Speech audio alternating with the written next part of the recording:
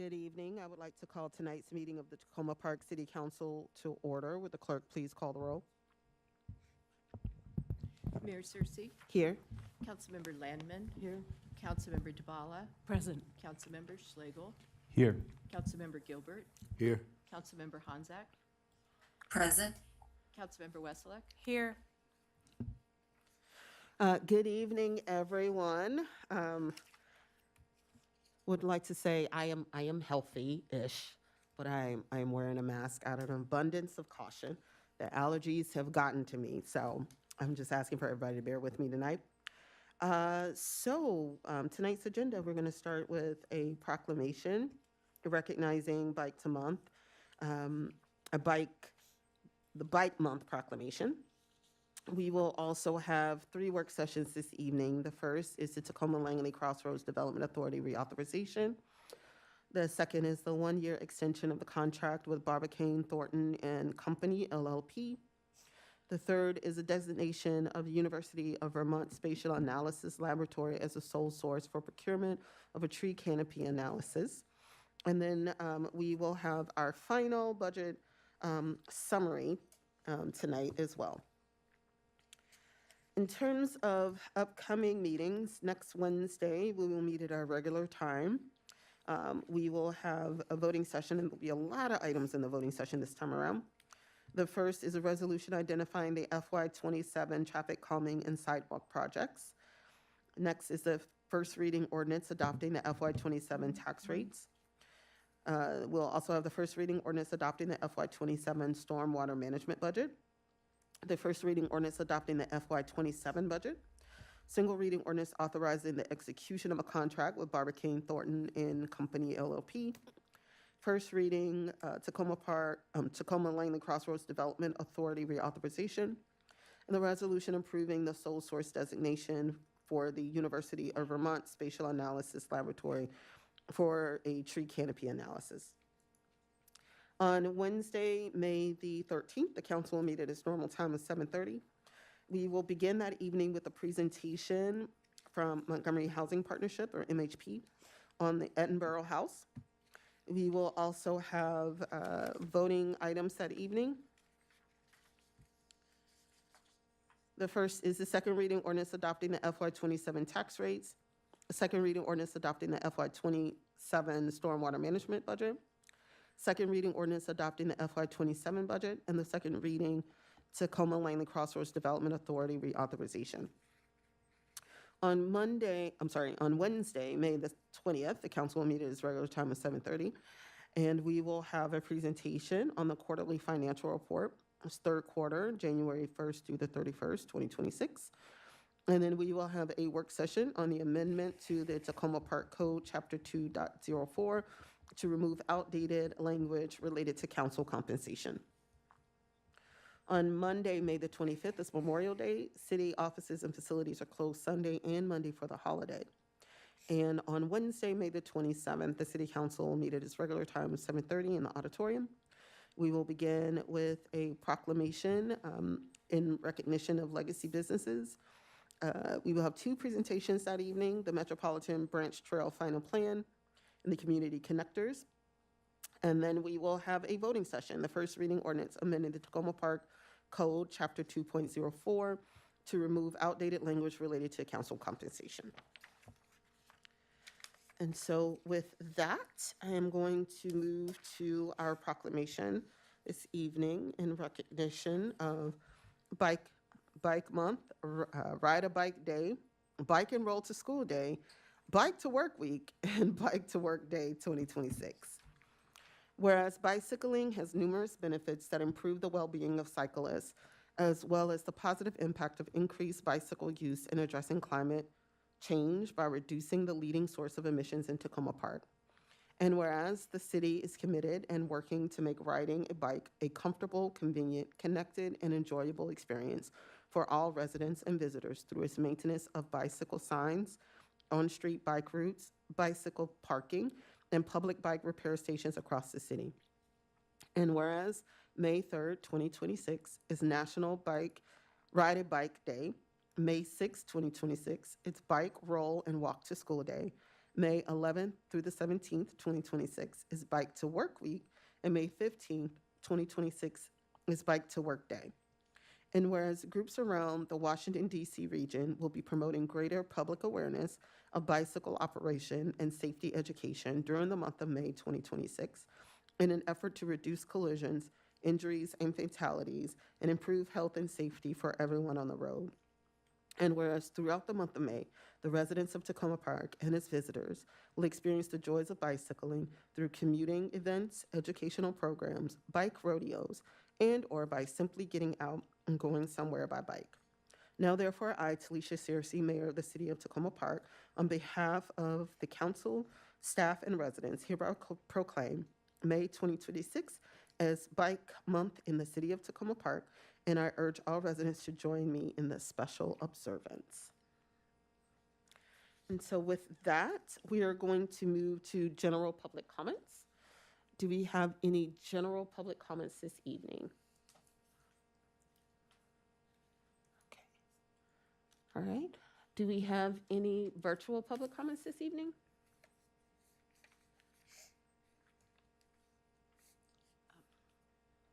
Yes, I think we have Javier Rivas on Zoom. Okay.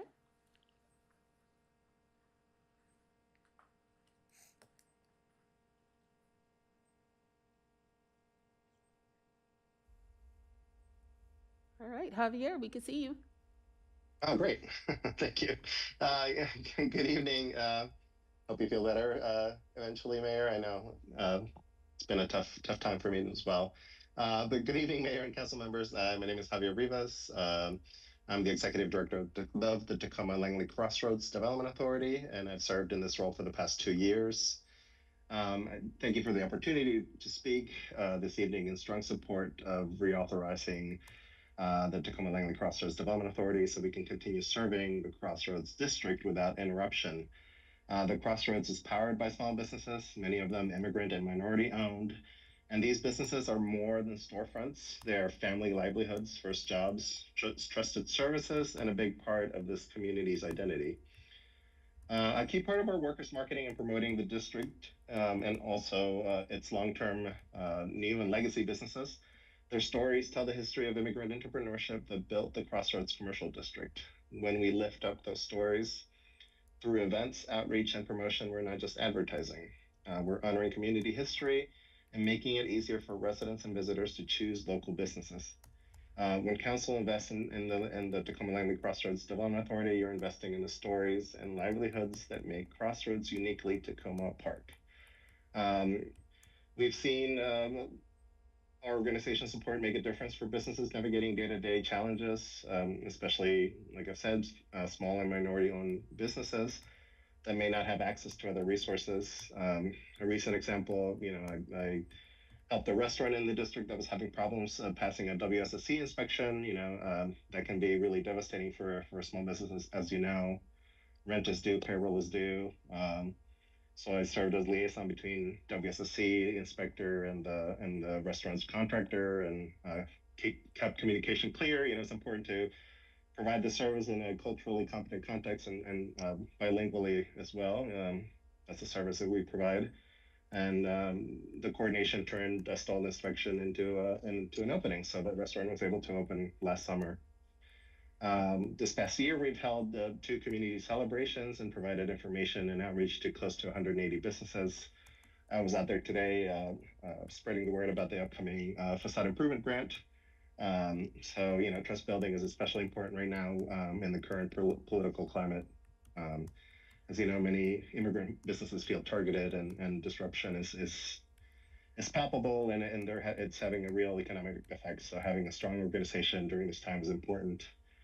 Plus, looking ahead, we have the Purple Line coming. So a strong organization is critical to making sure these businesses are able to take part of the economic vitality that will come with the Purple Line. So thank you for my time. Thank you, council members, and have a good evening. Thank you, Javier. Do we have any public comments this evening? No. Great. Thank you very much. Okay, we're going to move to council comments. Do we have any council comments this evening?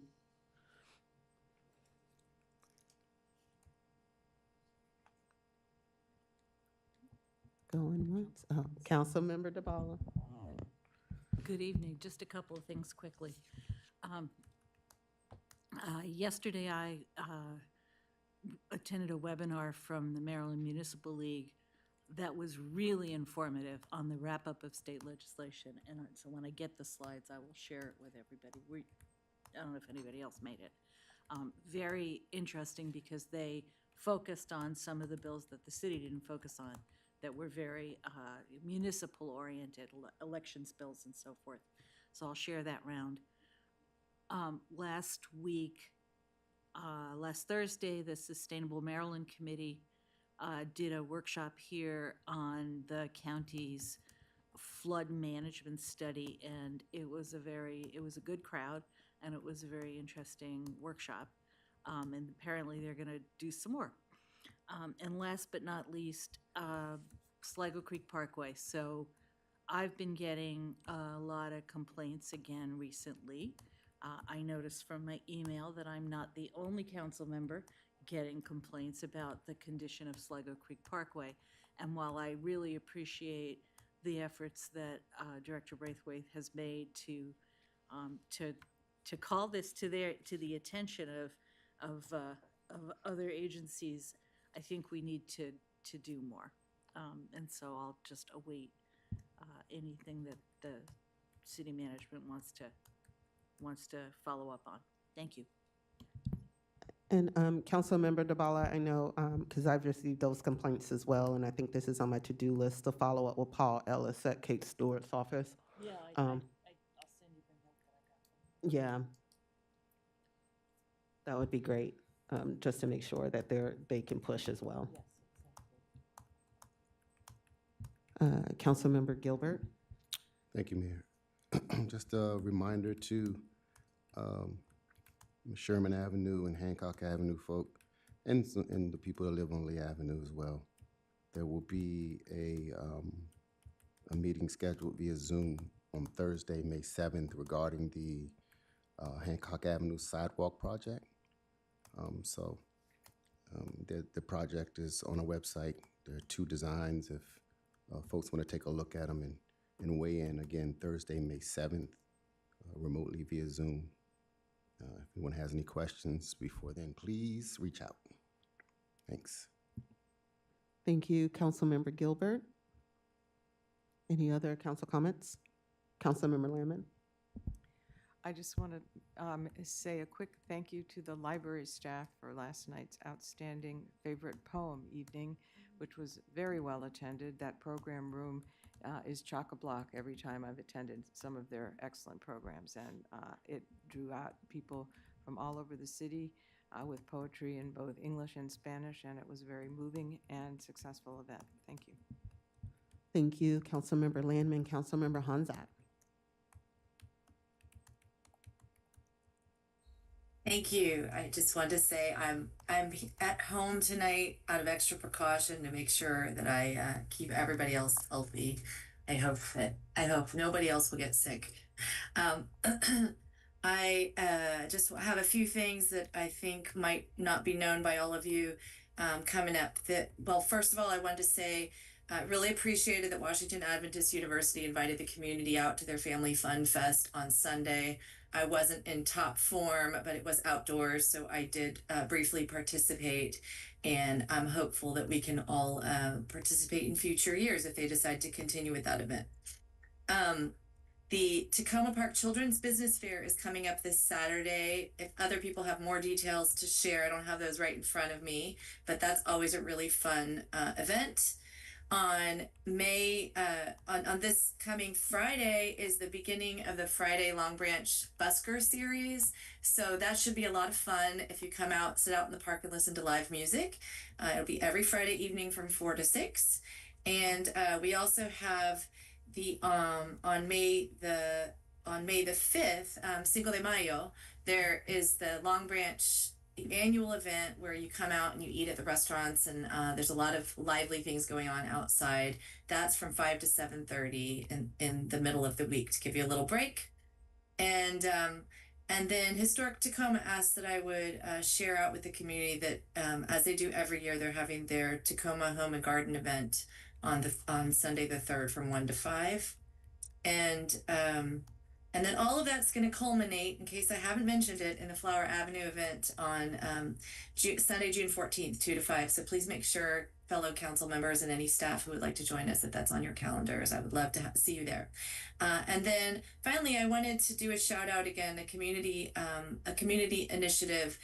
The Azalea Awards are coming up, and I think a few people have forgotten that was sitting there, and I'm hopeful that people can submit nominations. I took some time to write up several myself, and it's always a wonderful time to honor those volunteers in our community that really step up each year, including our city staff, should you have some ideas about that.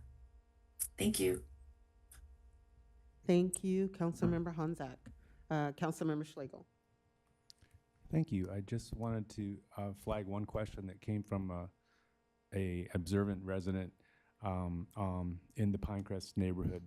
It's coming up on 5 years next month that the city passed through a grant for $500,000 for work on the 6530 and 6600 properties on New Hampshire Avenue.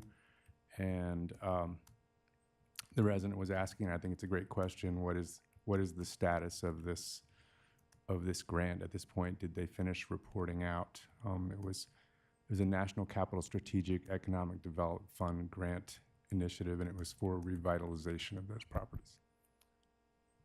That's all I have. Thank you. Thank you, Councilmember Schlegel. I want to thank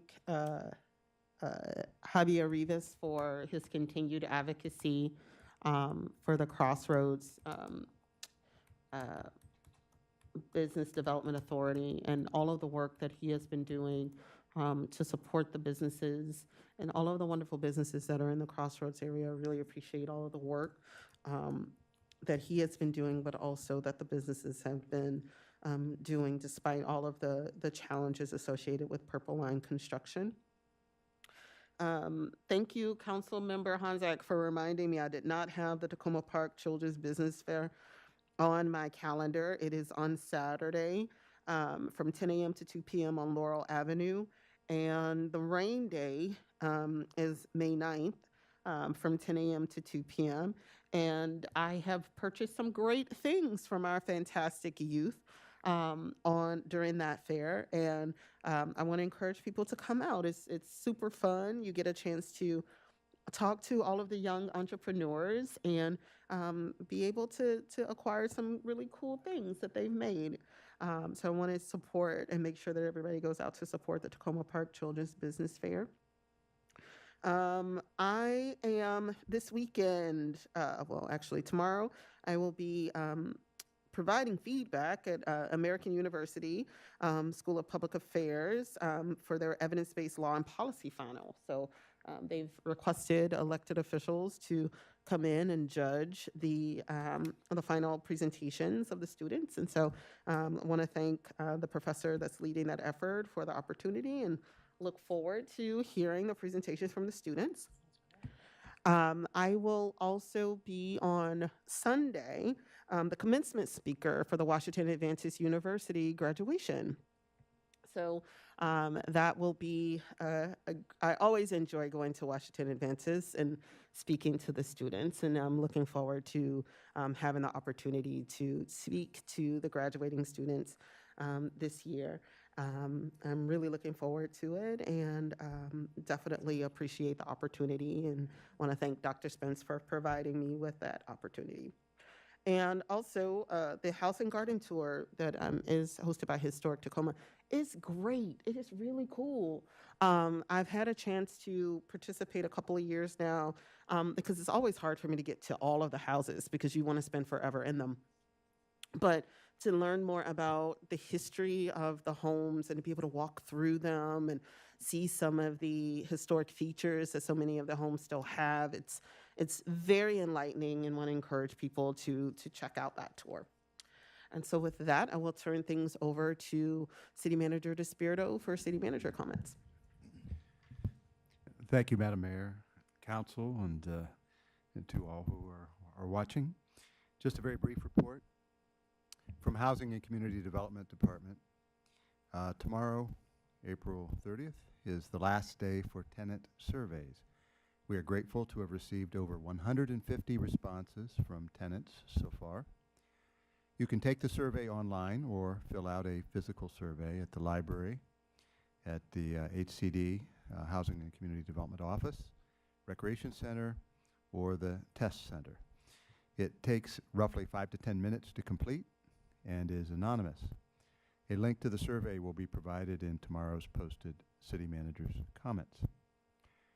This Friday, May 1st, come see the Tacoma Park Community Band perform at the Community Center here.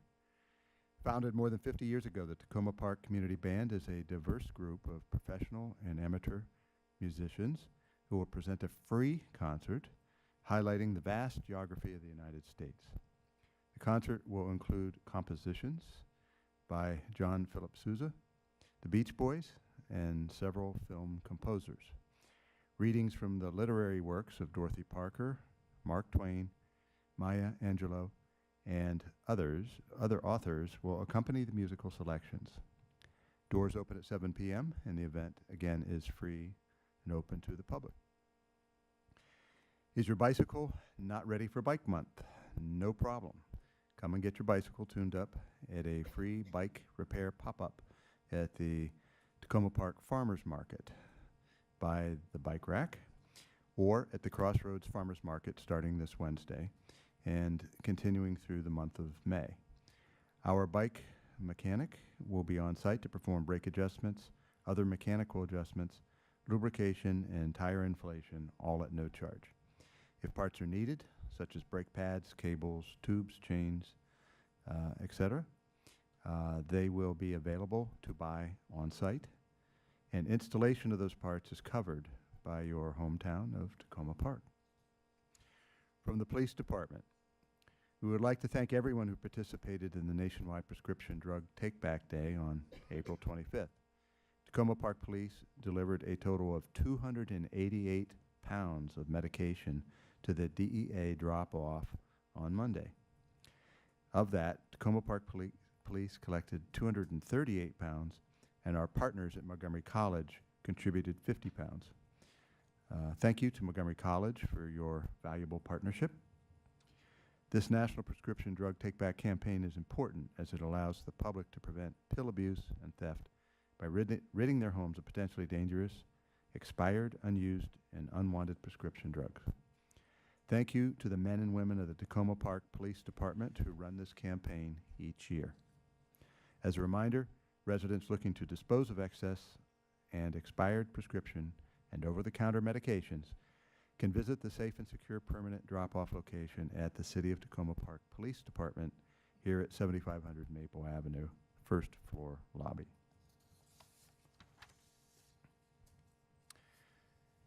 The statewide Chiefs Challenge, which emphasizes safety restraint enforcement, begins on May 1st, this Friday, and runs through the entire month of May. The City of Tacoma Park Police Department officers focus on enforcement of the state's seatbelt laws as part of the nationwide Click It or Ticket campaign. Officers stand at various locations throughout the city during the campaign to issue tickets to anyone not wearing a seatbelt or who does not have their child properly restrained. They also educate the public on seatbelt usage and safety. Tacoma Park Police Chief Antonio Duvall is always hopeful for fewer tickets each year, as that means that people are taking their safety and that of their children very seriously. We'd also like to acknowledge that May is National Mental Health Awareness Month, Military Appreciation Month, Older Americans Month, Jewish American Heritage Month, Asian American and Pacific Islander Heritage Month, Bike Safety Month, and that May 4th through the 8th is Teacher Appreciation Week. So that concludes my report this evening. Thank you very much. Okay, we're going to move to our first work session. Sorry.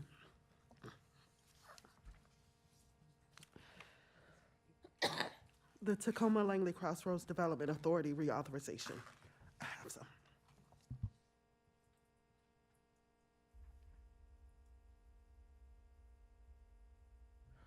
Staff, are you going to do the presentation? I'm available online. Yep, Um, Devin is online. Can everyone hear me? Yes. Yes, but we can't see you.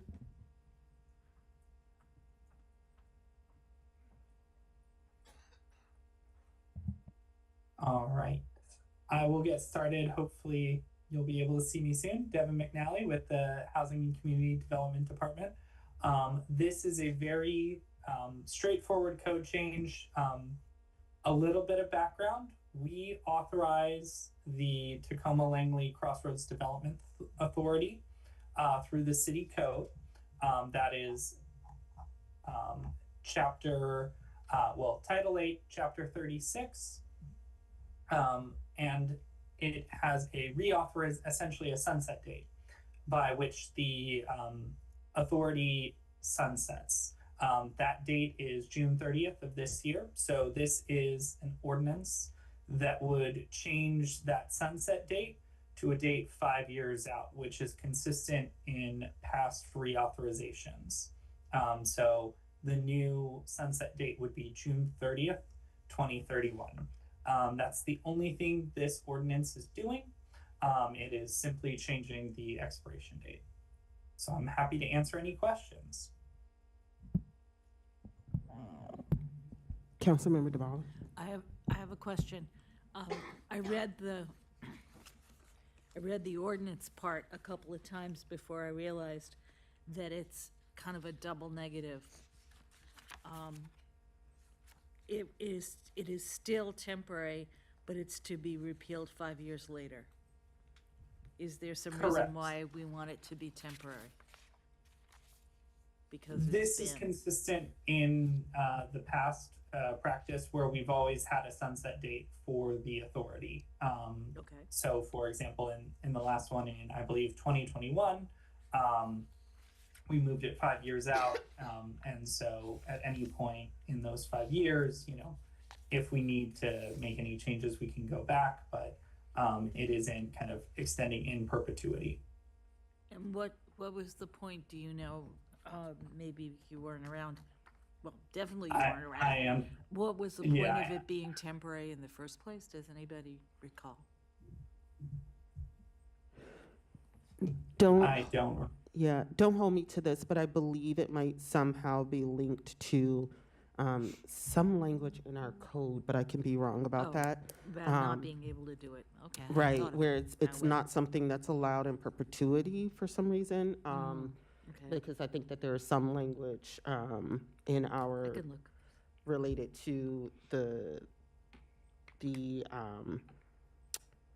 related to the CDA, and I don't want to hold myself to it, but I think that there is some temporary nature related to this Okay. particular CDA that is part of how it was established in the code, which requires us to do a re-up Yeah.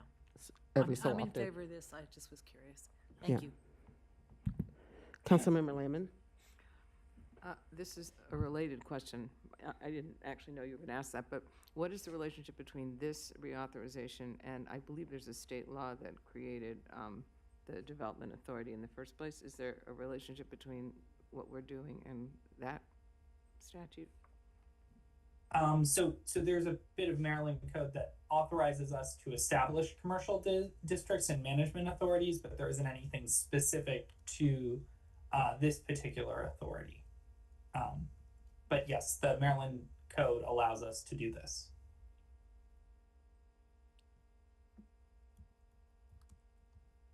Councilmember Schlegel. Thank you. What is the boundaries of our development authority stay within Tacoma Park, correct? I think Correct. sometimes people think it extends into Prince George's. I wondered, does the council give direction to the authority in any way other than establishing it? Is there any formal direction given in the form of a resolution on an annual or multi-year basis? So there are other sections of the chapter that deal with kind of how the organization runs itself and the fees it's empowered to collect. So that would be the kind of direction that's given to it by city council. Okay, but not in terms of goals or objectives for the organization? No, They're the not, organization. they're not codified or put in a resolution or anything. Correct. They're, If I may. Well, they have a managing board. Sorry. Councilmember Westlake. Yeah, I just want to, there is an ex officio spot on their board for someone from the city. I'm currently serving as that. I think anyone on the council or a staff member could be that person. But just so you know. Thank you. So I guess related to that, I continue to be thinking about, as you all know, my colleagues know, about the potential for development of cross-jurisdictional partnerships.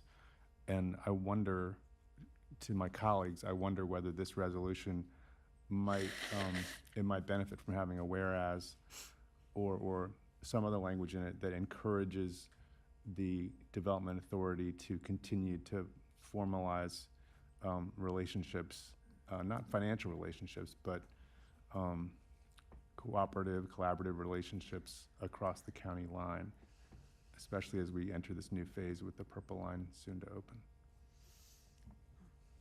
What I would say is the executive director, Javier Rivas, who spoke in public comment, he is certainly working to promote kind of relationships across jurisdictional lines, including the Montgomery County side, which is across the university, and Prince George's side as well.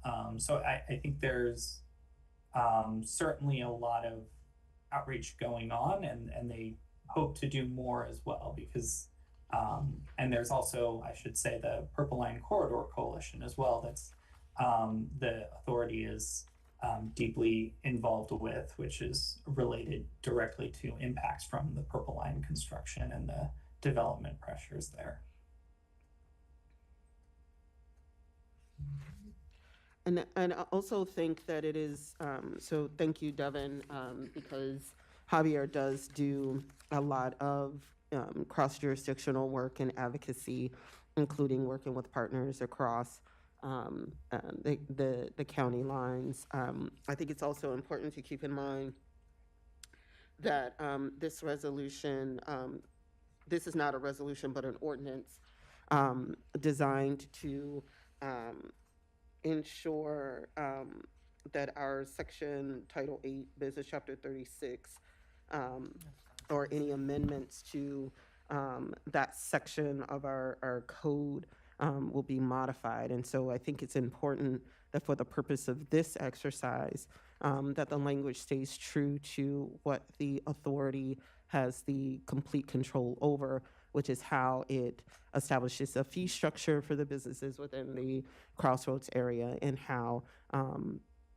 it governs and services that are provided, not necessarily as it relates to the advocacy that we may want to see. And to just be clear, the advocacy work is not just on the responsibilities or the hands of the Crossroads. It is also the responsibility of the city staff to also, and elected officials to also come together to bring more cross-jurisdictional coordination. This is something that has been difficult to do for some years, and has been a lot of effort has gone into that coordination. And so I think that to offer an amendment that's tied to a chapter in our code that's not necessarily within the purview of the CDA to do, but actually has more of a role for not just them, but for us as well, to me, I think is a bit of a stretch. Councilmember Wesselek? Thank you. I just wanted to take this opportunity to say that I'm strongly in favor of this. Working along with Javier and his staff and the board members, which are all business owners, has been just such a fantastic experience, learning so much about what is going on there and the long history. So many of the businesses are multi-generational. So many different cultures are represented, and I just am strongly in favor continuing to support the work that the Crossroads Development Authority is able to do to support all of those businesses. Thanks. Thank you. Councilmember Schlegel. I thank you for that. I also strongly support this, and thank you for your thoughts on my question, Mayor Searcy. If it were the case that some sort of development authority of some kind were developed that was cross-jurisdictional, I don't know what form that would take, but would this tie the city's hands, this 5-year extension? Or I imagine, like, whatever form it took, we could continue having the Crossroads Development Authority within that. Is that how you would understand this? Yes, and so I think the big thing is there's been lots of people that have broached the idea of like a large TIF that would cover all of the jurisdictions, right? The challenge with that is there are multiple jurisdictions that have different rules and the like. And so some years back, we had our CDA on our side. The elected officials on the Prince George's side wanted to develop a CDC, I believe, on the Prince George's side. And so there's just been a little more challenge on the Prince George's side more recently with kind of getting that engagement. But that engagement used to be there, where there was they were trying to do something similar to what we have so that these organizations can work together to make sure that they're addressing the needs on both sides of the streets, because it's very difficult to try to come up with some umbrella corp that would cover not only the city of Tacoma Park rules, Montgomery County rules, as well as Prince George's County rules, because they're just different. But the idea was, could there be like-minded organizations that would be responsible for each side of the street that could kind of partner in a similar way? One of the things most recently, Councilmember Wesolek and myself, the county exec, Councilmember Stewart, Deputy Chief Philippos, and the like, we were on a panel that was hosted by the CDA, where the question did come up about how could we start bringing more people from the different sectors together to really try to move forward in terms of this cross-jurisdictional approach. And so there were some discussions and potential commitments. There wasn't someone from Prince George's County that was there, and they had been invited, but there wasn't someone from Prince George's County there. So I think that it's just going to require more outreach and engagement, political will to make sure that we're moving both sides of the street. Sure.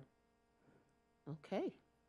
And I just want to echo Councilmember Wesolek's point of being in full support of this ordinance and our ability to move forward with our partnership with the Tacoma Lane and Crossroads Development Authority. All right. Next, we're going to move on to the single reading ordinance authorizing the execution of a contract with Barbara-Cain Thornton and Company, LLP.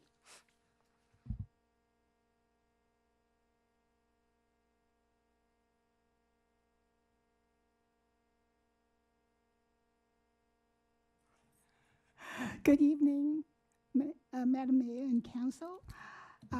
Today we are going to have a single reading ordinance to authorize our auditor, Barbara-Cain Thornton and Company LLP.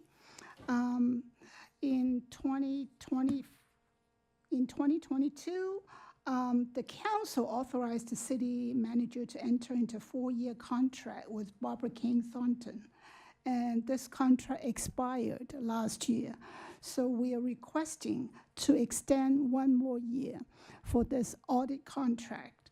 And the contract is in the form of engagement letter, and the engagement letter has been reviewed by the city attorney.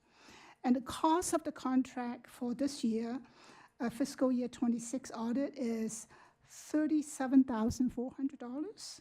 The single audit is $3,715. Financial report preparation is $5,385. And the total contract for 1 year is $46,500. So after the expiration of this contract, the city will go ahead and look for, start an RFP for a new auditor starting from fiscal year 2027. And that will be something that the city manager and the finance office are going to work together to form a committee to select another auditor for the city. Thank you very much. Thank you. Do we have any questions about this item?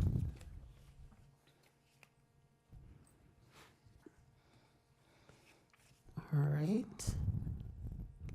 Councilmember DeBala. Yeah, just to clarify, so in the blue sheet, this is for services for the coming, It is for fiscal year 26 audit, which is going to be coming. which is going to be done in fiscal '27. Thank you, I think you just straightened me out. Yep, thank you. Yep, this is the audit that we normally see in the fall. Yes, of correct. the following Yeah. of So this the fiscal year. payment is going to be paid in fiscal year 27. 27. Councilmember Landman.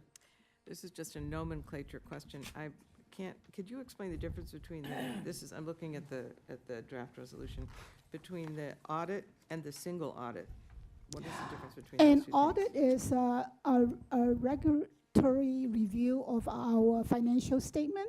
A single audit is mainly to look into the federal grant funding, especially our ARPA funding. Any federal grant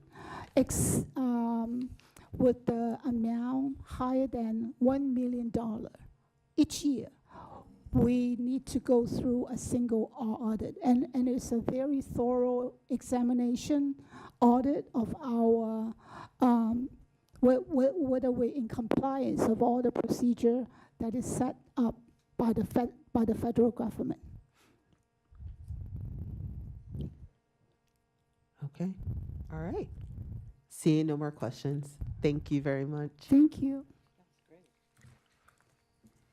Next, we have a request for sole source designation for the University of Vermont for a tree canopy evaluation.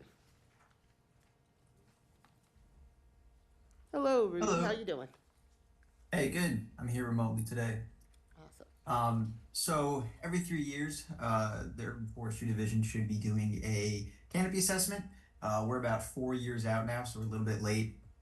The goal of a tree canopy assessment is to quantify change in our urban forest in order to help guide our urban forestry planning and management. And so on a broad scope, with these canopy assessments, we can quantify canopy losses and canopy gains, as well as where these changes are occurring specifically. We can also learn which areas may be inequitably distributed with trees, the impact of major developments on canopy cover, the impact of city planting efforts, etc. And all of these, are here to help guide our urban forestry planning and management. And so we're looking to do this with the University of Vermont, who has done this 4 times before, or this will be the 4th. And one of the purposes of these canopy analysis is to have the continuity of data so we can refer back to it. And so going to a previous contractor like the University of Vermont, we can have the best standard of evaluation on tree canopy assessments. Great. Councilmember Schlegel. Thank you, Mr. Delsack.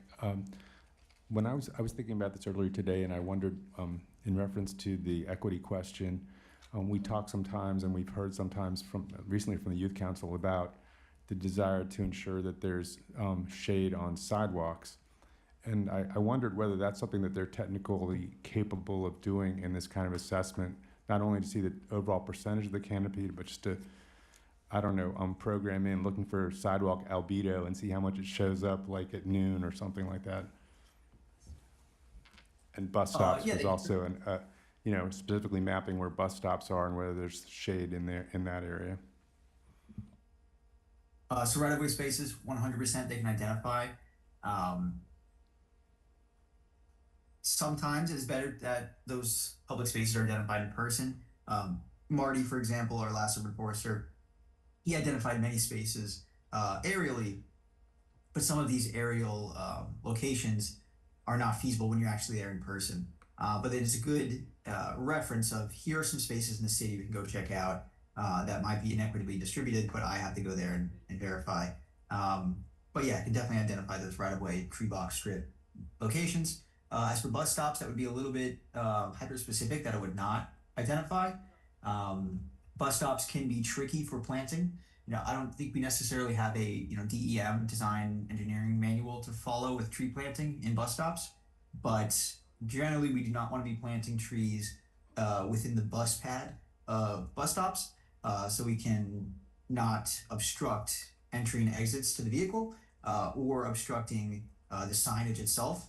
But there are certainly areas near bus stops behind the sign, adjacent 20 feet back that are, very acceptable. And I spoke to the youth council and they might send me some locations that they would like me to check out.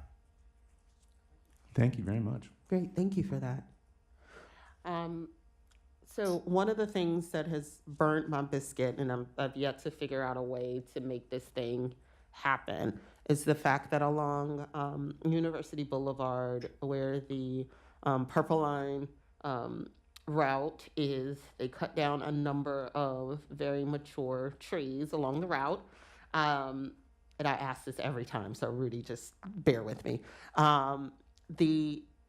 So it has led to a very unpleasant walk, so that even once the trains get to going, the temperature in the summer is just going to be pretty brutal if you've ever tried to walk over there.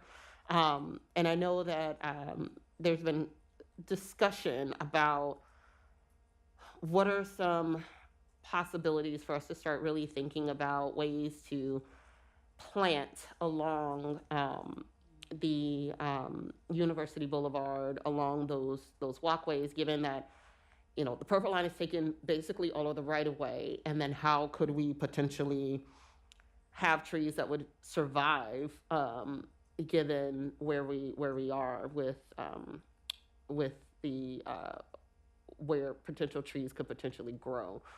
Has there been, or have you started to think about how we may be able to use, even with some of this tree canopy evaluation, like whether or not there's some ways in which we could start thinking about places like University Boulevard, where we know that there's going to be a long loss of the tree canopy in that area. Are there any ways that we may be able to start exploring that can give us a little bit more data so that we can go back to SHA and some others to try to figure out some ways we can make that area a little bit more pleasant for people that are walking it?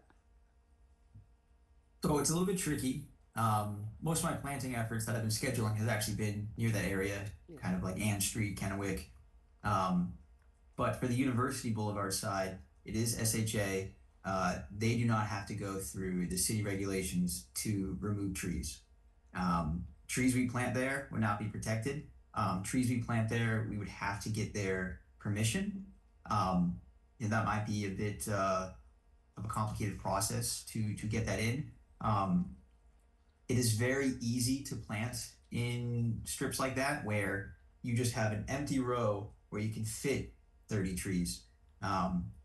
But these are trees that might not be protected. These are trees that might not be even allowed to go in. But it would be part of a greater conversation with folks at SHA of how we can maybe get that in the books. Yeah, that would be great, and something we could definitely add to the list, especially because the goal is to get people out of their cars and to actually walk that area and use the Purple Line. And we need to make sure that folks are comfortable when they're making that walk. Councilmember Honzak, I see your hand. Thank you.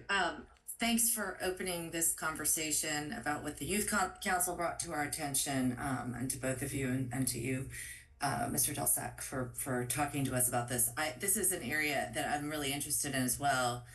It just strikes me, since you're newer to the staff, I don't know if you've seen, there is actually a GIS overlaid map that I have seen. I think it sits in our planning department of the bus stops. Maybe you've already seen that, but I'm just wondering whether it's a GIS layer that could perhaps be laid on top of your existing tree maps to make the job of just kind of looking for the gaps easier. I wonder if it would be too hard for someone in your position to speculate on how big would be the lift to take a map like that and kind of give council members and the mayor a sense of, like these bus stops where there are gaps in tree cover are SHA, would require SHA advocacy. These would require private property conversations. These are not gaps. There's tree cover at these bus stops, kind of that kind of thing. Because I think this is such an important issue as we look to our changing climate, and we're already there, with how hot it can get as you wait at any of these bus stops. And I'm just wondering, how big that lift would be. I'm not expecting you to answer this question right here while you're sitting in front of me, but I would be interested in finding out how do we find out how big of a lift that might be and what might be required from council to have that big picture, so we know what each one of us might be working towards or what we might want to do as a council. And Mayor, if I've overstepped here, please roll me back. No, Well, I mean, I can jump in. no, go right Oh, sorry. ahead, Rudy. Go right ahead. Tree planting is tricky and it's something that takes a lot of time. There are a lot of obstacles in the way when you're thinking of tree planting. There are many steps, many prerequisites you want to do before tree planting, understanding, what species are in this area. If we have Columbia Avenue, which is a street of redbuds, do we want to go in there and replant redbuds, or do we want to diversify a little bit? We might not understand that from just walking there and, from a request and understanding that. Tree planting, and there's also underground utilities, which might not always be marked. Other obstructions, that we have to think about. And so, having my measuring tape and making sure the spacing is correct and, the appropriate distances. And so it can be very time consuming to plant trees and you have them scheduled, as well as also them often getting denied by the adjacent property owner. And so, and also thinking that, the Urban Forestry Division is a staff of one where it's, we don't have a lot of time to even inventory trees. It's tricky to find time to schedule trees. So the most efficient way for the Urban Forestry Division to get the highest number of trees in the ground is just doing these block by block by block. I can put 15 trees on this block, 7 on the other side, and just keep going down. The number can be pretty drastically reduced when I go, one location, and then across the city and then back here. But I think it would definitely be a good idea to have some sort of maybe request system, like from the youth council who's wants to prepare, a list of bus stops that they want to see if it's viable. But prioritizing bus stops, I would have to put a little more thought into that, in terms of where we're prioritizing plantings. Are we going to prioritize bus stops specifically, and do we have a good reason for that? So something to think about. Thank you, Rudy. And I will just echo that it requires a bit of thought, because I know in my neighborhood, the bus stops where the children wait for the bus are typically on private property. And quite frankly, sometimes if you're planting trees, you may force the kids out towards the sidewalk, like out towards the street, if they're thinking there's this natural barrier for them to actually be on private property, because we have a number of kids who their bus stops are at the corner of someone's home, right? And so I do think, I think that it'll be really helpful to hear from the youth council, and if they have some very specific spaces in mind that might make sense in terms of a bus stop, I definitely want to encourage that. But also want us to keep in mind that in addition to the tree planting, the goal is also to make sure that the kids are safe, and that there's enough of a right of way a bit in order for the kids to have somewhat clear space. Because I've just noticed in my neighborhood, they will run around in someone's yard and so if you add things like trees and things, you have to get that property owner's permission. But more importantly, you don't want the kids that then naturally gravitate closer to the street if you can avoid it. So those are just some things that I do hear you, Rudy, just saying I hear you in terms of the complexities of trying to plant around bus stops and how to make sure that we're working with maybe KCN and others to make sure that, because we're already doing some work. I know in New Hampshire Gardens, part of the work and part of the traffic calming work has been around the bus stops and how to make sure that you're able to keep the kids safer around the bus stops. So how can we make sure that we are working in tandem between the traffic calming, KCN folks, and the focus around bus stop safety, and whether or not there is potential for there to be tree plantings that would be welcome in those spaces that wouldn't jeopardize that safety is the only thing that I just want to raise. Councilmember Honzak. Yeah, thank you. I think that's a really important issue. And of course I really welcome the youth council proposing anything, because particularly related to spaces that youth might use and that they're really familiar with. It makes me really uncomfortable, though, to be really frank with you, to have this be a demand-driven process, because unfortunately I feel like historically that is what has happened.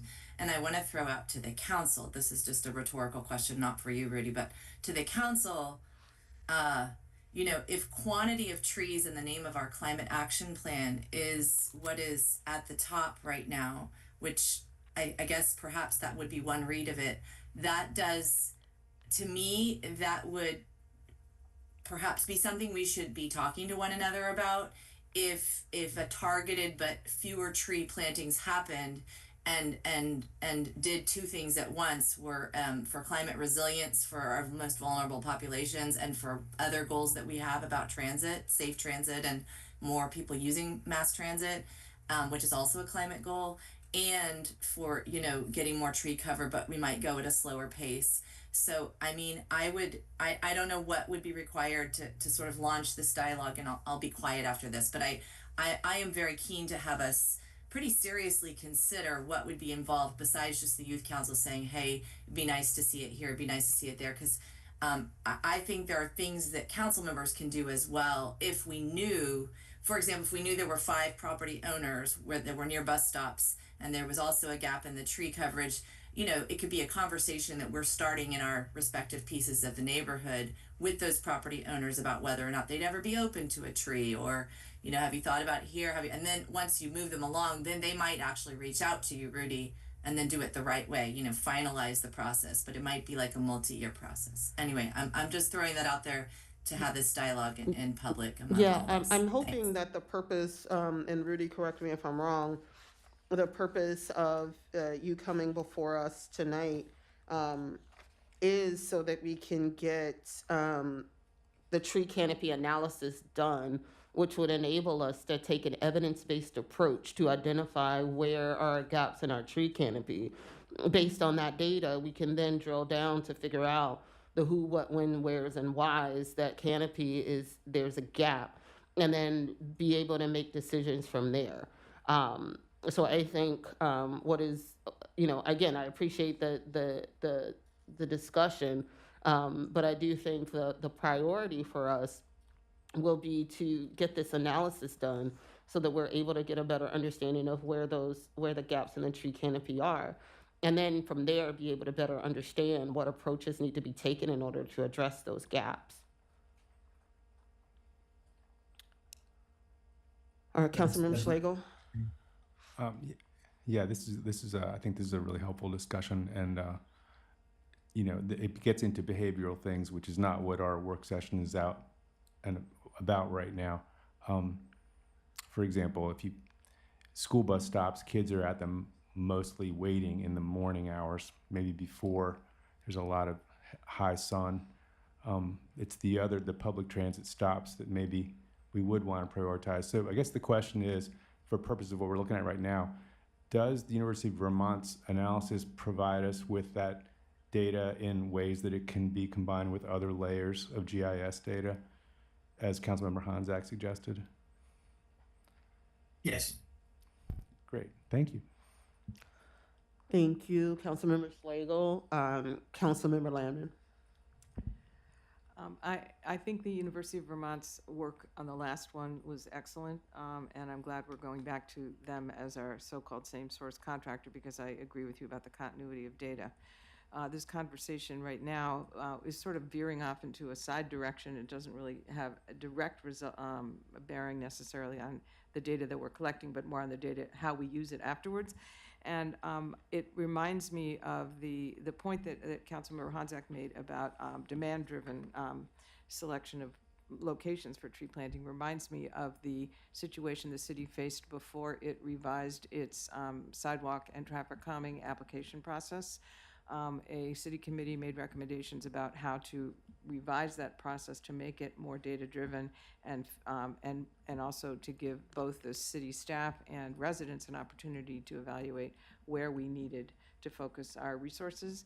And it might be worth considering whether some model analogous to that for people who want to recommend tree planting on public property or on others' property, since we already have a program through Casey Trees for people to apply to have trees planted. But it might be something for the council to consider as a policy matter down the road, whether we would benefit from a process like that that would give people an opportunity to make recommendations, but would also leave the final decisions in the hands of the experts on our staff as to where the evidence showed that they would be, most appropriate, and also using this sort of equity plus, science plus feasibility as the drivers for making the final decision.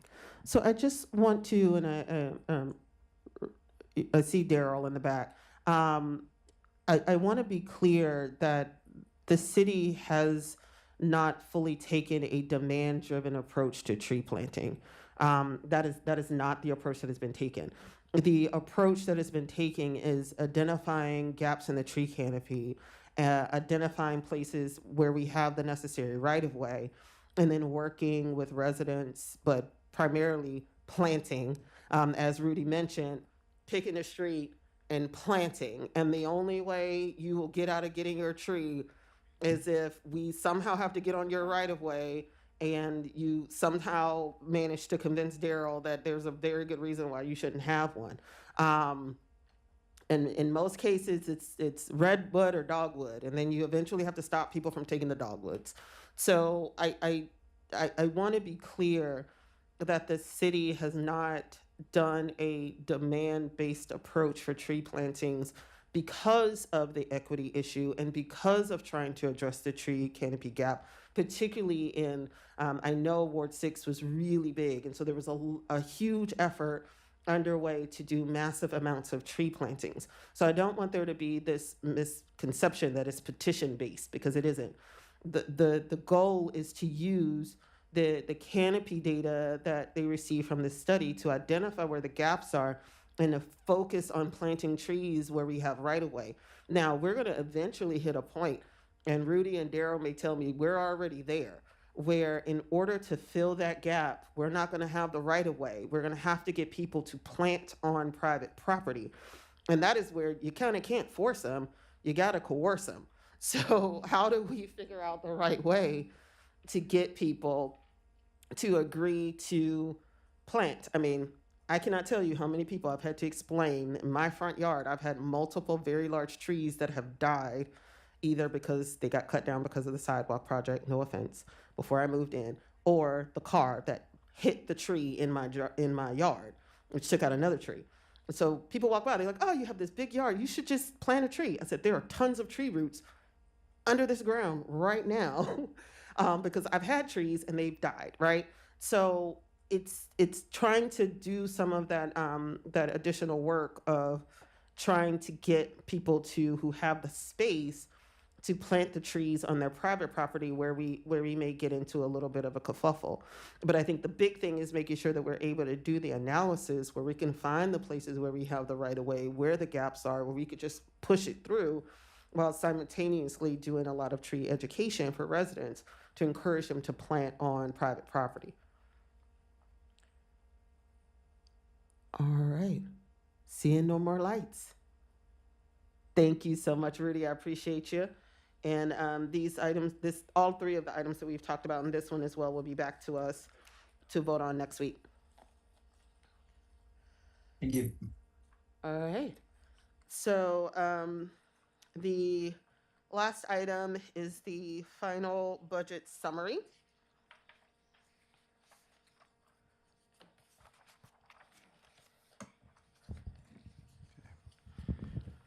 Thank you, Madam Mayor. The council's in receipt of what we understand to be a final modified version of following your third reconciliation meeting last week on the proposed FY27 budget.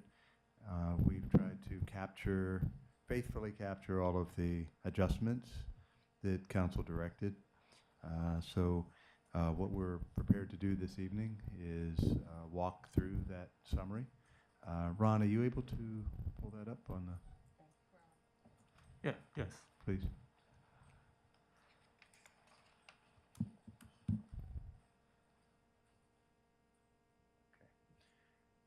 And I understand either you or Susan were going to just kind of walk through the summary of the changes.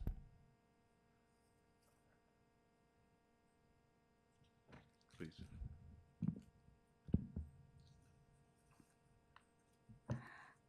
Okay, I'm going to walk through the budget reconciliation, and this particular budget reconciliation has been the items. Some of the items are proposed by the staff, and some of the items are proposed by the councilman. And these items listed on this budget reconciliation, they have all been approved, okay? Because they have been approved, so we are able to show the final the unassigned reserve balance, and to compare with our 17% reserve balance to see what is the difference between the final unassigned reserve balance, and the difference is showing on the right-hand side of this particular page, and the difference is about 2 cents. The 17% reconciliation unassigned reserve, the balance should be $5,657,279, and that is exactly 17% of our total general fund revenue. Our current unassigned reserve balance is at $6,310,205, and it's 18.96%. Okay, so the difference between these two now and our 1 cent tax rate revenue is $321,591. So the 652,000 is approximately about 2 cents above our current unassigned reserve 70% compliance rate. So let me walk through the entire reconciliation item by item. The general fund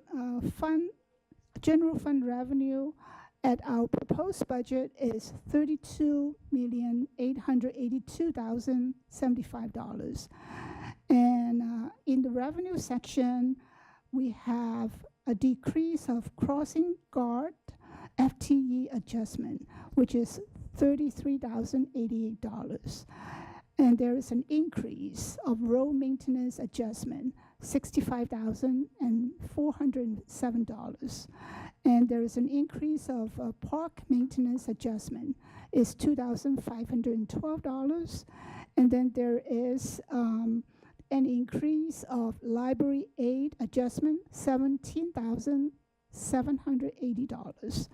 And then there is an increase of accessible base from my original estimate of 4% to the constant use tax rate certificate tax base, which is 4.47%.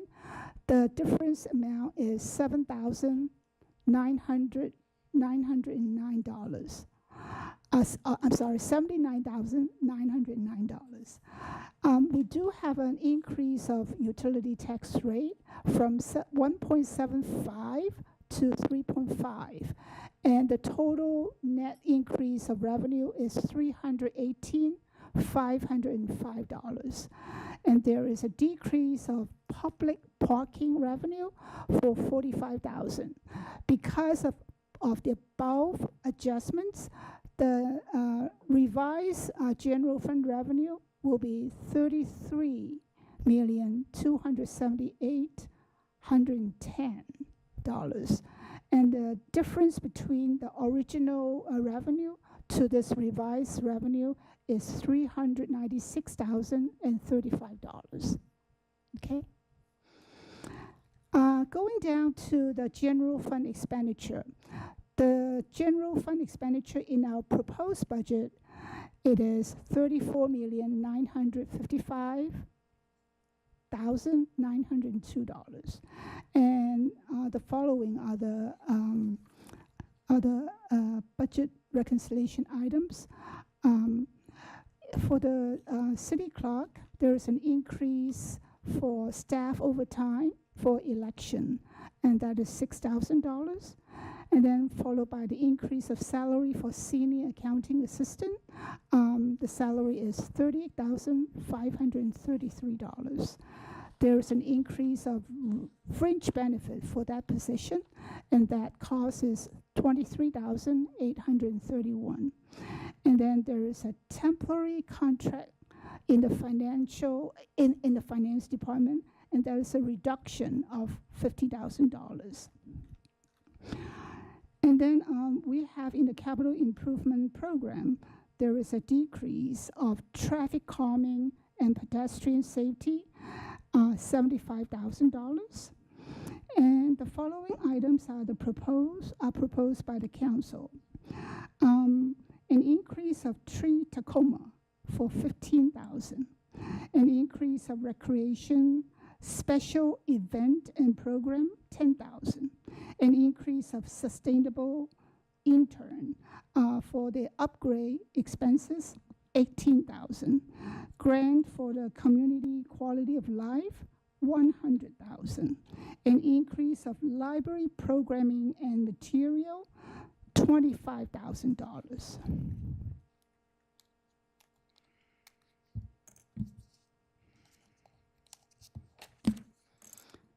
And continuing in the expenditure, we have a decrease of the traffic study Lincoln Avenue.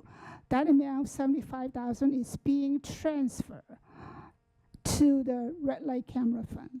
So the cost is removed from the general fund and transferred to the red light camera fund. And there is an increase of ballistic shielding for the council dais for $30,000. And this is the total expenditure change from above item. It is $66,364, and that is an increase of expenditure. For the equipment replacement reserve expenditure, we have two items. The first item is the vehicle maintenance van. There is an increase of $1,000 because of the cost increase. Originally $58,000 and now is $59,000. And there is a decrease as recommended by the fleet committee for the police vehicle purchase. The amount is $160,000. So the net amount reduction in the equipment replacement expenditure is 159,000. And so the addition of that 66,364 and also the reduction of the ERR expenditure is net to the amount of $92,636. And this is a reduction of our expenditure. Okay, so going down, we can see that our unassigned reserve, the original proposed unassigned reserve balance was $5,821,534. The 92,636 is because of the expenditure reduction. That's why our unassigned reserve is increased. And then the revenue has been increased for $396,035. So at the end, our revised unassigned reserve balance become $6,310,205. Below our unassigned reserve is our assigned reserve, and this reserve was created in fiscal year 26, and the amount has not changed. That amount is $3,055,068. Susan, at this point, we've covered a certain amount of material. I want to give council an opportunity to ask any questions for clarification or otherwise at this juncture, and whether it's your desire that we continue with a true line-by-line recitation of all of this, or whether you want us to go to just where there were changes per se. I think it might be helpful if there were any changes beyond what was discussed during the reconciliation. That would be helpful. There were no other changes following council's most recent discussion on reconciliation number 3. Okay. So I've just received a request to go through the red light camera fund. Okay. Yeah, the red light camera fund, the revenue amount is $3,475,000 even, and there is no change. In the red light camera fund expenditure, the original expenditure was $3,359,054. And there are a number of changes because of the council and staff request. The first item is the increase of the new sidewalk design, and this is authorized by the council for an increase of $110,000. And then the following items are all reduction proposed by the police department. The first item is the salary reduction of a vacant corporal position, and the salary amount, it is $89,840. Fringe benefit is $70,576. Overtime for that corporal position is $19,671. Clothing allowance is $1,750. So this is related to one position and being removed from the police department, and this is a corporal position, and this is a removal of the position. And then followed by the armory project, 40,000 is being moved to fiscal year 28, and blood drying cabinet, 14,000 is also moved to fiscal year 28. Upgrade firearm and holsters is for how much? It's for 50,000, okay? And this is coming out from the red light camera fund. I'm sorry, Councilmember Lamon. This is probably my mistake, but I just want to clarify. We moved this, the camera, the request from Councilmember Slagle to move something into this, the expenditure into this. And I think it's in parentheses, so I thought that was an additional spend from this instead of the general fund, am I right? I'm sorry? Which one are you referring to? Okay, maybe I'm mistaken, but, So, I so, think I so- can Transfer. correct. okay. I think that these were always proposed from the red light camera fund, and now these parentheses represent that they are no longer to be expended from that fund this Correct, year they're I'm being because they were confusing delayed. myself. postponed. It was Yeah. a Correct. Lincoln Avenue traffic study. Okay, never mind. It Yep. was. So, Yeah, so okay. just so that everybody is clear, because there was a lot of moving of the dollars. So, there was a proposal to move the Lincoln Avenue to the red light camera fund, which is why it's an addition. There were a few requests in terms of, cutting or moving a couple of the items or cutting the items. The police department ultimately decided that for, the projects like the armory project, the blood drawing cabinet, upgrade firearm and holsters, firearm training simulation and simulation training equipment could be delayed. So, so those items are noted as a deduction in the red light camera fund. Thank you. I was misreading where the different things were in the chart, so I understand now. No problem. Apologies. no problem. Continuing, the firearm training simulator is 25,000, and this amount is taken out from the stop sign camera fund.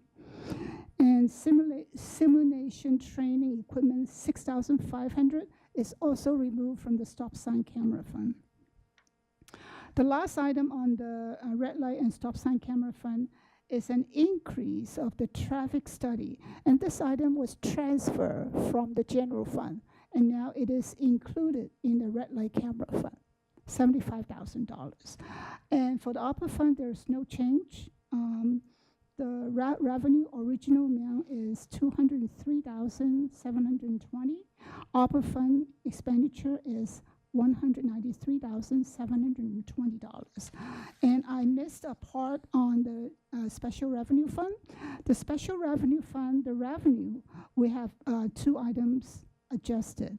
The original balance for the revenue is $688,318. And there is an increase of the cable grant equipment revenue for $129,500. And then there is a decrease of the program open space revenue for $60,000. The net will result in the revised revenue in the special revenue fund. The ending special revenue fund would be $757,818. And for the special revenue fund expenditure is $1,096,628. Stormwater has no change, so the revenue and expenditure remain the same. Great. Thank you so much. Thank And you. I just want to say thank you so much to our staff and all of the hard work that you all put in, not just in terms of developing the budget, but in taking a very critical eye to the things that we could do without or the things that we could pause on. I would like to offer a suggestion to my colleagues. And Ron, if you wouldn't mind going to the last page where we can kind of see the unassigned reserve balance in excess of the 17%.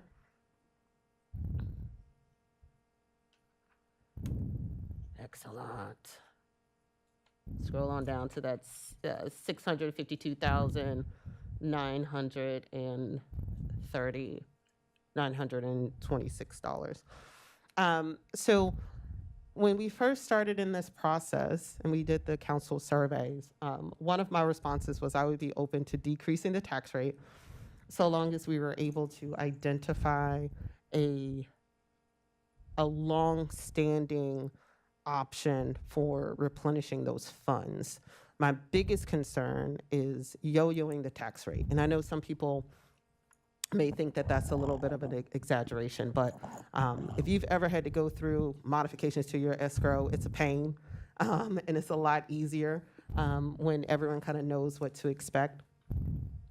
And so when I was looking at the final numbers of where we stood, one of the things that came to mind for me was that there could be a way for us to meet the needs of our residents and meet the needs of our budget, particularly in some of the unexpected, preparing for some of the unexpected things in the future. One of the things that came to mind for me and that I would like to propose to the council, we increased the utility tax in the amount of, resulting in a revenue increase of $318,515. That is pretty darn close to 1 cent of the tax rate. That is a revenue source that we did not anticipate, and that is a revenue source that, provided the council will continue to tax utilities, it would stay. I did not vote for that because my concern was, hey, how are we going to tax people when we know utility bills are going up? And so my thought is, let's give that to the people.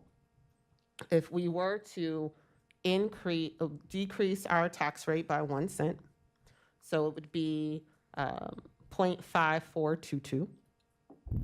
That would then be something that is sustainable. And then the difference between that 1 cent and the remaining unassigned reserve balance in excess of 17% could go back into the unassigned fund balance. It would put us over the 17%, but it would also allow us to have a little bit of flexibility because we know what lies ahead. We have union negotiations. We are still dealing with costs associated with labor. I'm going to fight for my life, but there's still a question about tax dupe.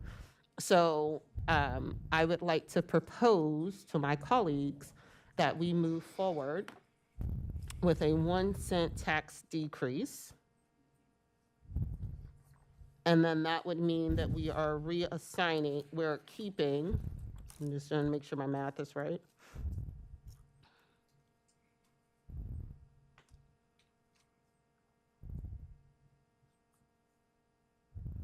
And that means we would still have an additional $331,335 to go into the evolving unassigned fund balance.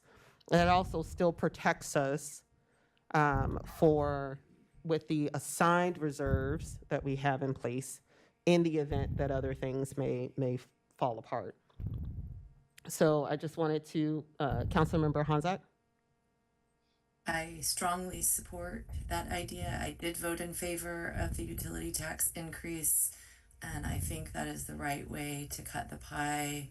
I think that many of us, my household included, and many of my neighbors would very much appreciate any kind of movement that we can do, seeing that we've been able to meet our budget priorities and our reserves towards fiscal conservatism and giving the money back to the people. Thank you for putting that forward. Thank you, Councilmember Honzak. Do I need to formally let me go to second? Have you moved? So moved or no? You can go ahead, Councilmember Honzak. I would like to move it or second it, whichever one is appropriate, depending on how formal that was. All right, Councilmember moved. Is there a second? So we can Yes. Councilmember Dabala seconded.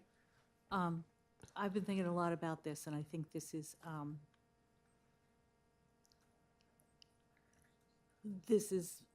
it's clearly sustainable.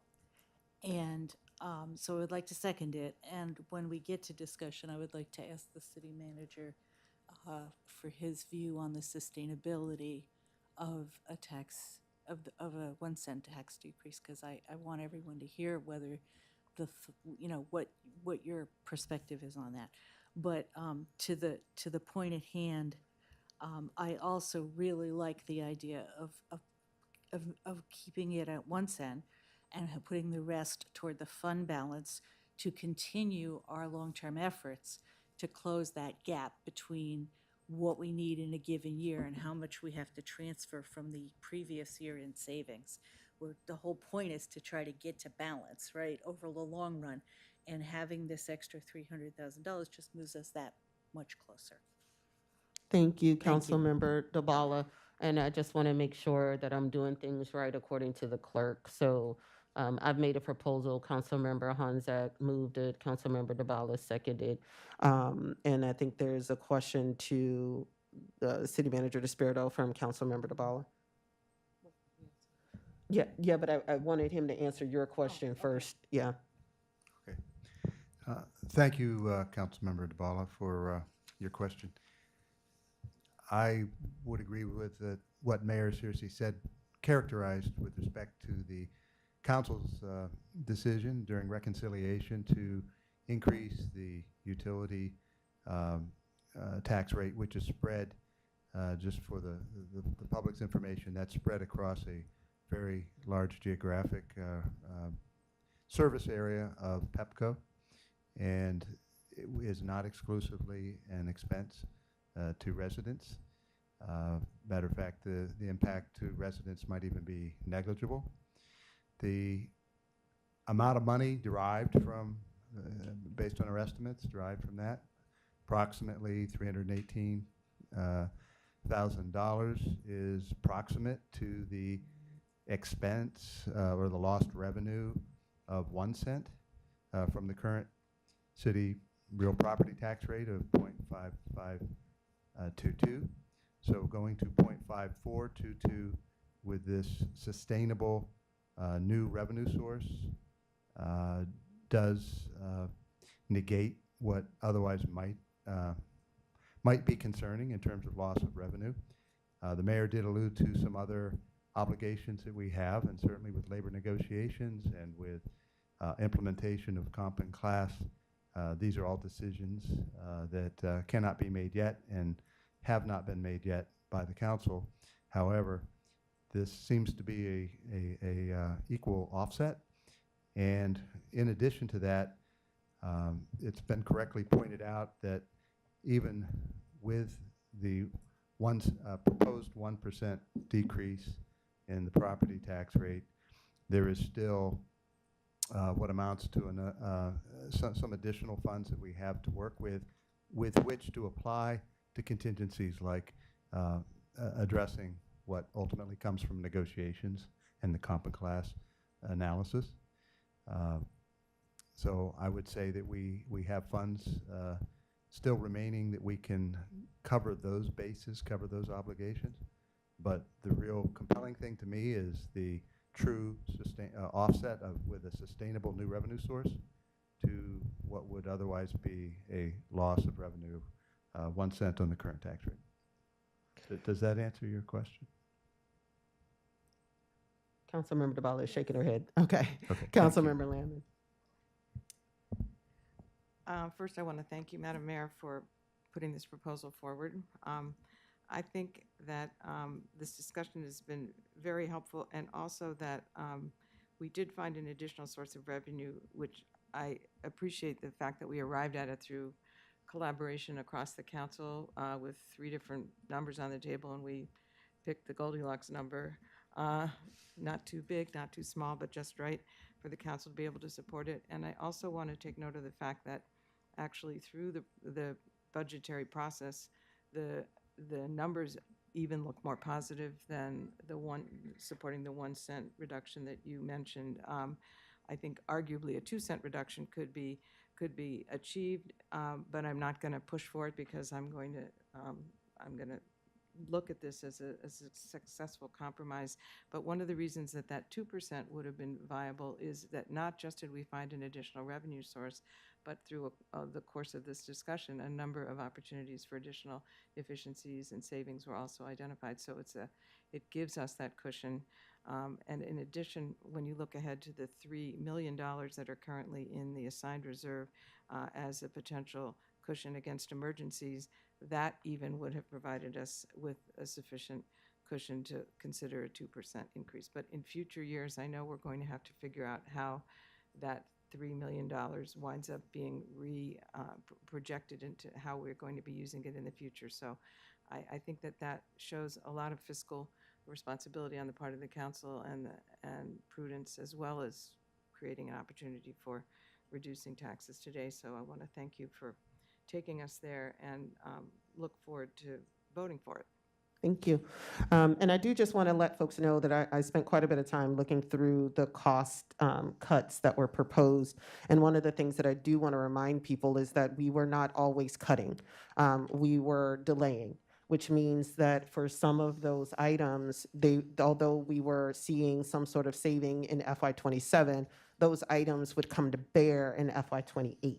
So, or we were moving things between funds like the Red Light Camera Fund, where until we start to really see where those revenues land, we're not going to be able to really project what we're looking at in terms of the revenues. So I just felt like there was a lot of still a number of uncertainties in terms of what FY28 might look like, and also some wanting to build in some wiggle room because council did propose additional additions to the budget, and so trying to balance that as well, not being able to officially know for sure whether or not we would need that level of flexibility for FY28 also. Councilmember Wesselette. Thank you. I have a question before I might make a comment. I just want to confirm that besides the 17% reserve, this budget reflects us fully funding any of the other reserve accounts, like the equipment replacement reserve, we put in the appropriate amount that we wanted to into all of those pots. Is that correct? Yes. We actually had funded the equipment replacement reserve by $1.2 million. We also funded the facility maintenance reserve. Let me see how much we funded that. The facility maintenance reserve, we funded it for $150,000. And we also funded the housing reserve for $400,000 this year. So these are all the reserves that have been funded, and the funding is coming from the unassigned reserve. To be clear, there is no adequate amount of funding for anything other than the ERR. That's the only reserve that has a annual allocation associated with it. All the other reserves, essentially we put in what we feel like we can put in, what the budget supports, with some vision for upcoming priorities in future years. Great, thank you. And similarly, the assigned reserve that we set aside last year, that remains untouched, correct? Correct. Okay, great. Thank you all for that. I too support Mayor Searcy's proposal. I'm just really happy that I feel like we've really funded a lot of our priorities. We're saving up, we're trying to be prepared, and to hopefully give even a small break to property owners in the city. So I support that. Thank you. Thank you, Councilmember Wesselette. Councilmember Schlegel. Thank you. And I am delighted about that the proposal of the 1 cent reduction. It was wonderful to see how the numbers came out. And I think our process was collaborative and around the utility tax and also around thinking carefully about human needs this year and making some additions in that respect. I am seeing that it sounds like everyone supports it. I think it's good as an exercise to point out that when I was sitting at home this evening and I looked at the spreadsheet, I said, well, look at that, it's 2 cents.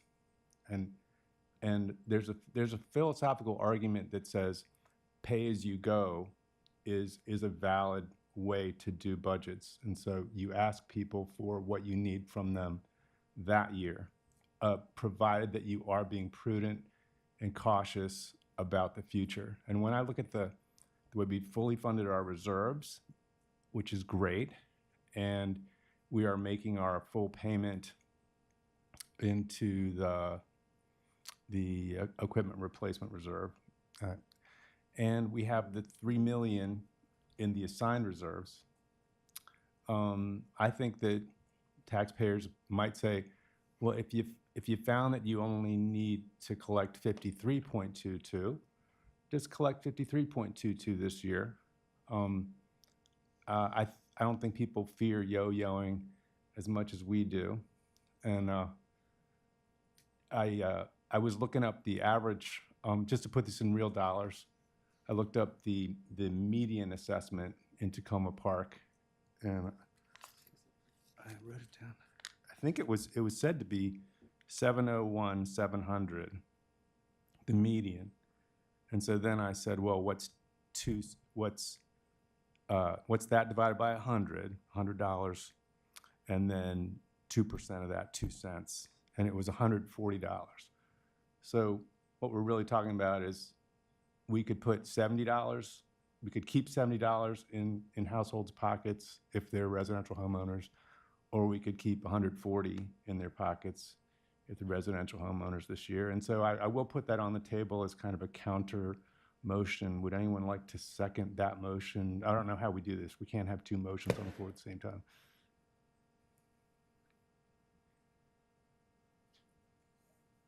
I believe it could be, you could offer a substitute motion. I think Okay. that would do it, I believe. Yeah. I'm looking at the real parliamentary expert here. Yeah, so I'm offering it, just to do a little theater, I'm offering it as a substitute motion. I got $140 here, and 34 cents, and I didn't want you to think I was nickel and diming, so I did it with quarters and pennies.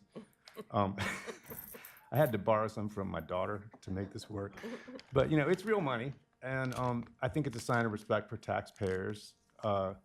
So I would offer that as what did you say, an adjustment to the motion? A substitute motion. May I ask a point of order? We're not actually voting on the tax rate tonight, are we? Or isn't that for next week? So one of the things that would be helpful is that if there is a desire for the council to move forward with a proposed tax rate, then that way staff can move forward with the ordinance. And then folks will be able to vote for or against the ordinance. So that is the reason why we're voting tonight, if possible, in terms of where we want our final tax rate to be. In the past, what would happen is the council would do all of the reconciliation at one time. And then from there would be an opportunity for wherever we land is where the tax rate would be. And so what we've done tonight is kind of separate out those conversations to figure out where we're landing. Councilmember Honzak? Thank you. I wasn't sure if folks could see me. I don't know if I'm out of order, so correct me if I am. May I speak to Councilmember Schlegel's point, or do we need to Let's follow the procedure to see if there's a second to his substitute. I was not going to propose to second. Okay. I will second his motion for a amendment in the nature of a substitute. And just to finish my point of order question, so if we were to vote, we would vote on the motion in the nature of a substitute, and then depending on the fate of that motion, then we would vote on the original motion. Is that how it would work? That's how it would work. Thank you. Sorry for not being 100% clear. All right. All those in favor of the Councilmember Honzak, I just want to go ahead and let's vote on this substitute motion, so that if we need to. Am I allowed to speak to the point? Yes, though, yes, you so are, much that Councilmember might Honzak. influence? Yep, go right ahead. Yes, okay, thank you. Your point is well taken, Councilmember Schlegel, about why you've put this forward. I mean, I can't tell you that how much a few $100s makes a difference to even my own household at the moment. And I definitely believe in showing respect to all individuals, including property owners, some of whom have been asking for a tax break. However, I also perhaps at least in equal measure or higher want to show due respect to our city staff who are in the midst of labor negotiations. And while yes, any such changes as might be needed can be pulled from reserves, I think it is quite important that this council acts appropriately to show good faith in that process and allows for the wiggle room of the negotiation process. And that's all I have to say right now. Great, thank you, Councilmember Hunzak. All right, so are all those, I think we have to vote on the substitute. As a Okay, I was point of gonna order, respond to does, some. is it officially open for discussion? Well, let or- me deal with the point of order. Okay, thank you. Because right now we have like 5 different motions on the floor, and I want to make sure that we're Sure. all on the same page in terms of what is happening. So there has been a substitute motion on the floor. It was put forward mid-conversation of the first motion. There was a second. Do we need to have additional conversation on this motion, or can we vote on this motion?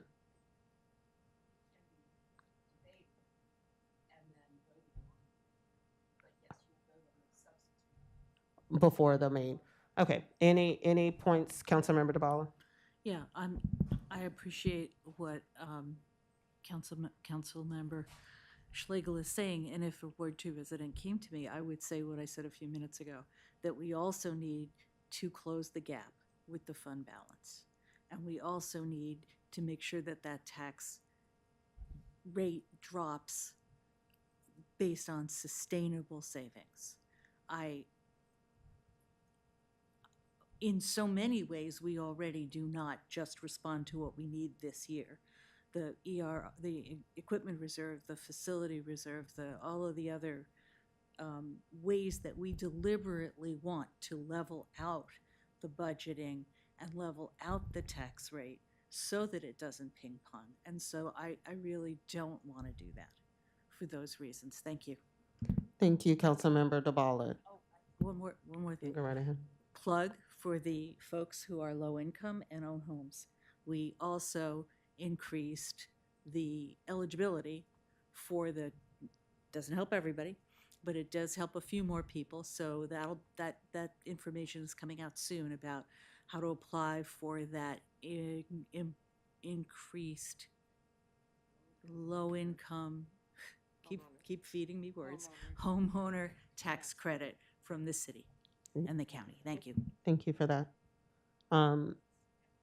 Seeing no more lights or points of discussion, do we need to call the roll in terms of voting in favor of this substitute motion? Yeah, we have Councilmember. Okay. So all those in favor of the substitute proposal of a 2% tax decrease, say aye. And we're going to have the clerk call the roll. A 2-cent tax decrease, not a 2-cent tax 2%. Yeah, decrease. thank you, yeah. Aye. No. Yes. No.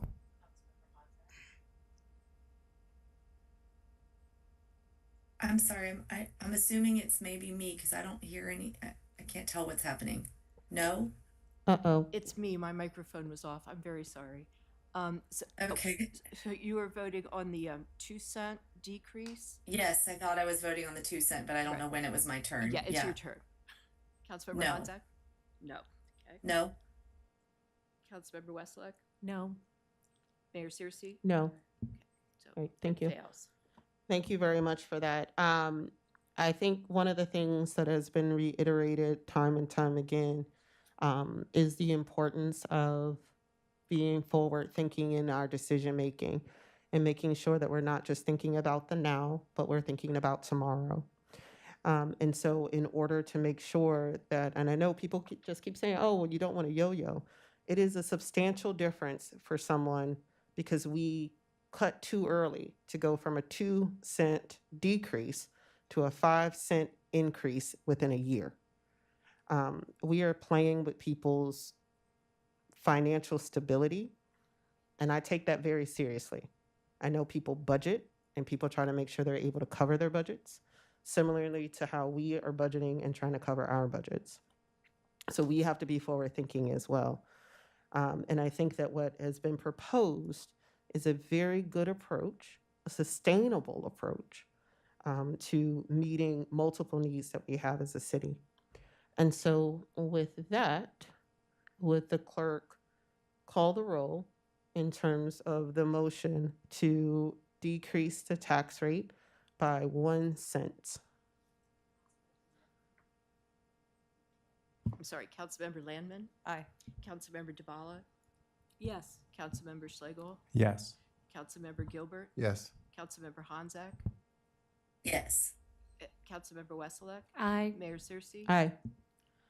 Okay, so with that, the city staff will have the information that they need to finalize our ordinances for the budget. Again, I want to echo my appreciation to all of my colleagues and all of the work that you all have been doing on the budget and working collaboratively. But I really, really, really want to give a shout out to our finance department and our city management team. We had very little work because you all did a lot of work. And sometimes it's not seen publicly, the amount of work and the amount of thought that goes into how to get the things that we need and the things that we want as a community done on a shoestring budget. And you all figure it out every single time. So I just want to send my sincerest appreciation to all of our staff that have been working diligently on this budget. Mayor Searcy, if I might be recognized, we're all grateful to the staff and everything, and I also, because of your admirable proposal for the tax decrease, I thought it would also be in order to thank the individual who has made several presentations about proposing an increase in the utility tax rate before, and that was Arthur David Olson, I think, who's in the room tonight. So, Thank you, ADO. And so again, before I was paused, I just want to again thank our staff because you all have done a lot of work. And so with that, I think this item, and Ron, you know, you kept up with the multiple adjustments very well. So thank you, sir. Thank you. And Susan, thank you all. And so with that, that is the last item for the agenda tonight. And I just want to wish everybody a great night.